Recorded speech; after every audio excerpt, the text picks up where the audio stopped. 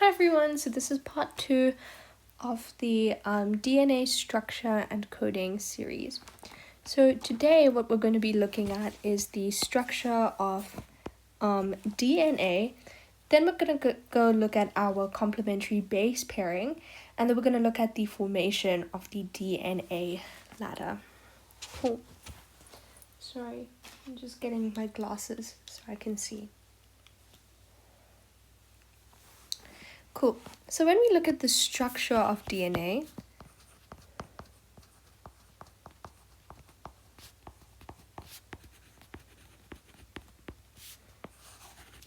we have to look at a couple of things.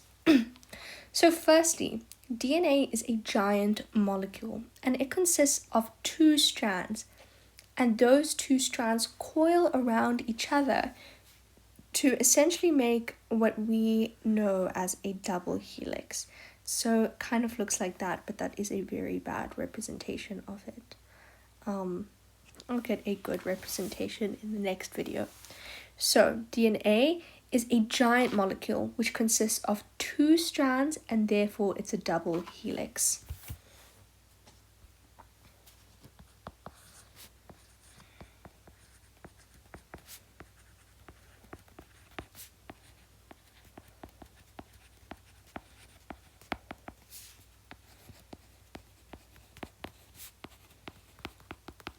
The second is that when DNA is unwound, it kind of looks like a ladder. And then we're going to look at the actual structure of DNA. So, DNA, the building blocks of what DNA is made up of, they are known as nucleotides. And nucleotides are known as monomers. And a polymer is made from a monomer. So DNA is actually a polymer because it is made up of multiple monomers, and one of those monomers are nucleotides. But there's a distinction between when we are dealing with DNA nucleotides as well as RNA nucleotides. And I'm going to go through those key features now. So firstly, we have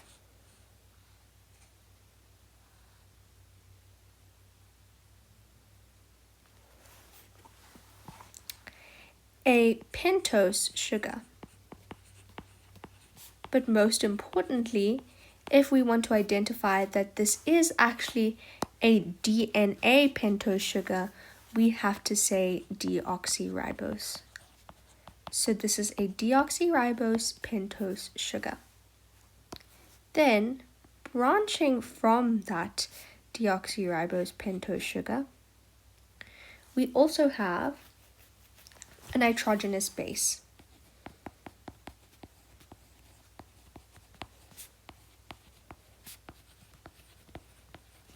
And our nitrogenous bases in DNA molecules is either going to be adenine, cytosine, thymine, or guanine. Whereas in a RNA molecule, RNA nucleotide rather, you're going to see that thymine actually gets replaced with uracil. And then finally, leading on from this pentose sugar, we have this round circle, which is our phosphate group.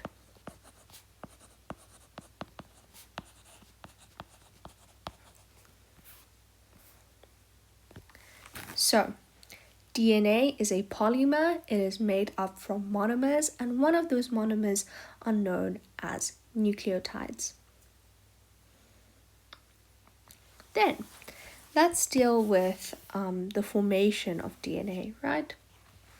So, the deoxyribose sugar of one nucleotide is going to connect to the phosphate group of another nucleotide. So essentially, we're going to deal with something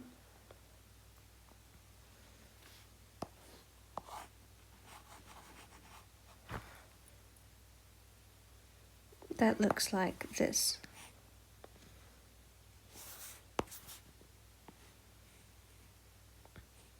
Oh, I can actually just duplicate this. My life is not that difficult.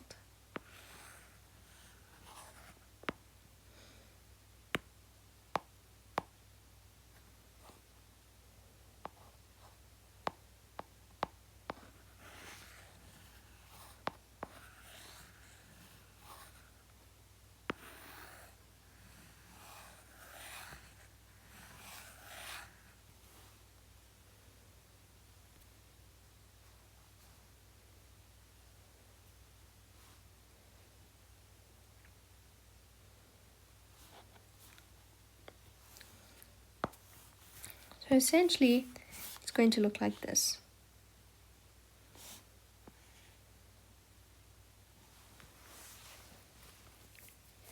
Right, so the phosphate group of one nucleotide, or the sugar, our deoxyribose pentose sugar, is going to connect with the phosphate group of another nucleotide. Then importantly, what our entire molecule is going to look like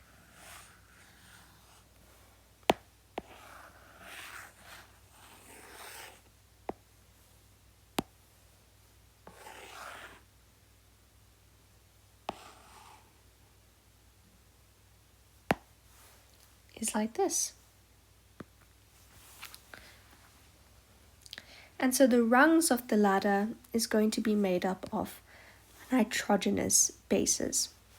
But importantly, these nitrogenous bases are going to be connected by fairly weak hydrogen bonds.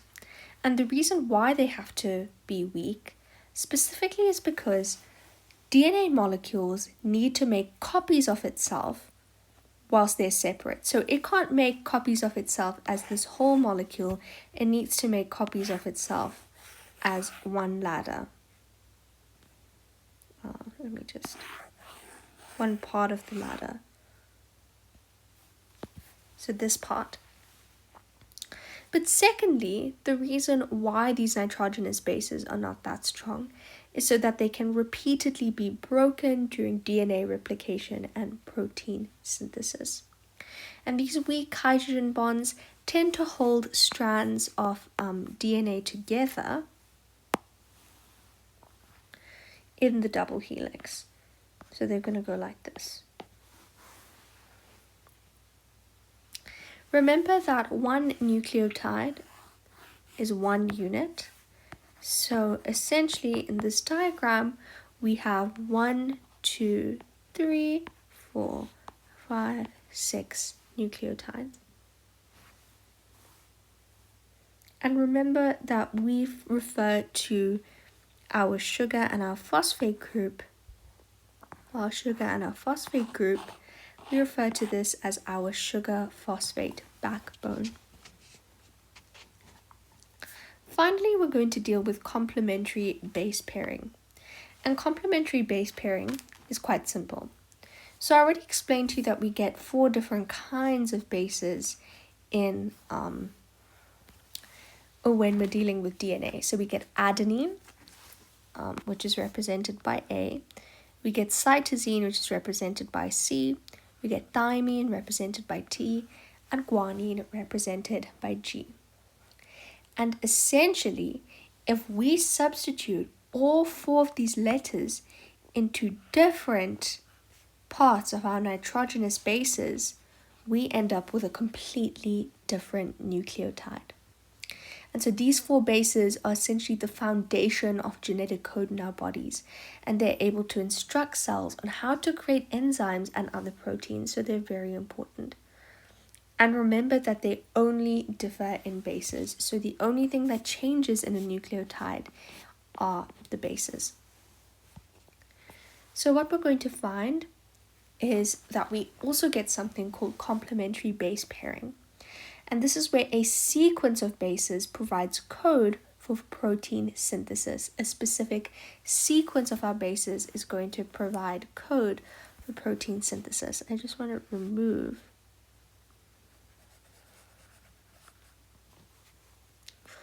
all of this.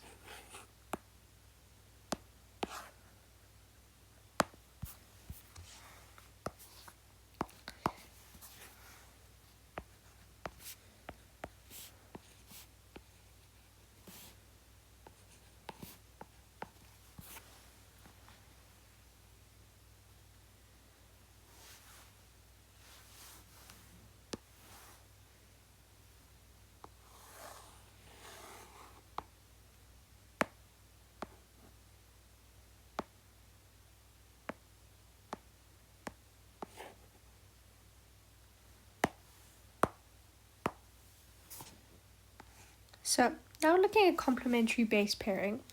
So a sequence of bases provides the code for protein synthesis. So essentially the sequence of bases that we're dealing with is able to code for a different protein. And the sequence of bases in one DNA strand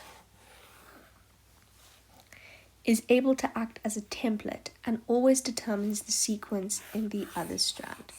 So we're going to have a template strand and we're going to have another strand. And half of the DNA double helix acts as a template to be copied in order to create a complete new double helix. So adenine is going to bond with thymine, cytosine to guanine, adenine to thymine, and cytosine to guanine. And there needs to be equal numbers of both. So you can't just have like one really random adenine and thymine, you need to have another one of it. Same goes with cytosine and guanine, same goes with cytosine and guanine. And in order for our ribosomes and protein synthesis to occur, in order to access the code of these proteins, the ladder needs to flatten out from its double helix shape, such as this. And there needs to be equal numbers of all. So if there are 20 bases of adenine, there needs to be 20 bases of thymine. And it works the same for cytosine and guanine. So to revise, half of our DNA double helix acts as a template to be copied in order to create a new double helix. We've also dealt with a nucleotide, which is the building block of a DNA molecule. And we've also dealt with the idea that DNA is actually a polymer and it's made up of monomers, and those monomers are known as our nucleotides.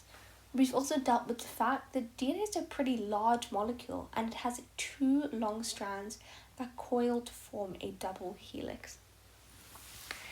And essentially, that's all we have. Remember that you need to be able to identify the really weak hydrogen bonds between our nitrogenous bases. And remember that the reason why those are important is because you can only make copies of a DNA strand if it is separate. So if we have one side of the ladder. But 2, these double helix structures need to be repeatedly broken during replication and protein synthesis and reformed, which is why exactly they need to have weak hydrogen bonds. Remember that those hydrogen bonds hold 2 strands of DNA together in a double helix. And that concludes today's lesson. Next lesson, I will go through questions, but for the time being, that is it. I hope you enjoyed.